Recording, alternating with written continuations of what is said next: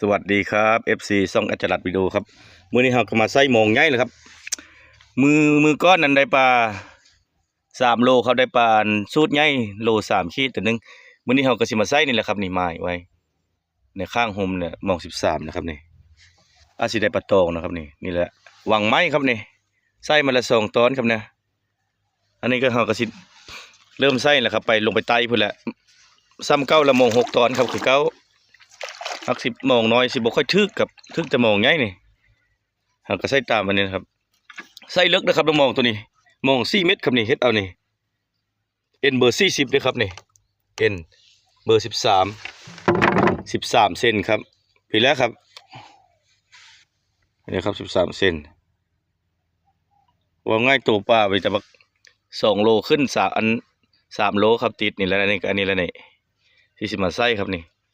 บรรยากาศฮ้อนแล้วเด้อครับบรรยากาศนี่ครับมีเมฆฮ้อนมื้อนี้ฮะฮ้อน2 มื้อนะครับกับเมื่อวานนี่สิเริ่มฮ้อนไปแล้วครับนี่ใกล้งานทาสแล้วก็สิเปลี่ยนแปลงบรรยากาศแล้วครับคุปีงานทาสเดือนกุมภาพันธ์บ่ได้ครับกลางเดือนกุมภาพันธ์ปีนี้คือมาแบบว่าโจเข้ามาเรื่อยๆครับงานทาสเพราะว่าพัดมาต้นเดือนอันนั้นต้นเดือนมกรา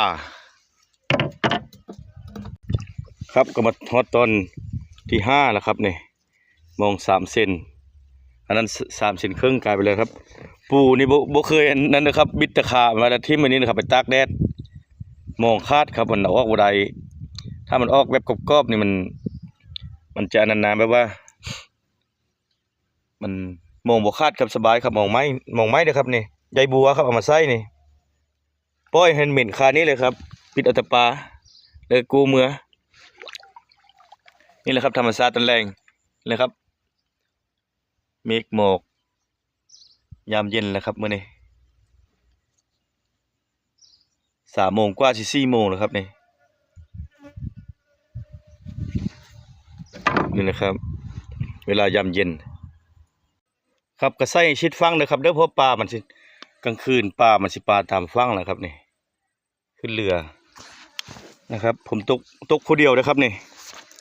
ตกผู้เดียวเอาเท้ากวักเอาครับน้ำหรือว่าบ่ได้ใส่ไม้พายครับเซียนแล้ว คือหรือว่ามันว่ายากก็จะใส่ไม้พายครับขั้นตอนนี้ก็คือว่าใส่เท้าครับนี่แหละที่ใส่ออมหุมนะครับนี่หุมนี่ปลาโดสิหลายครับปลาโด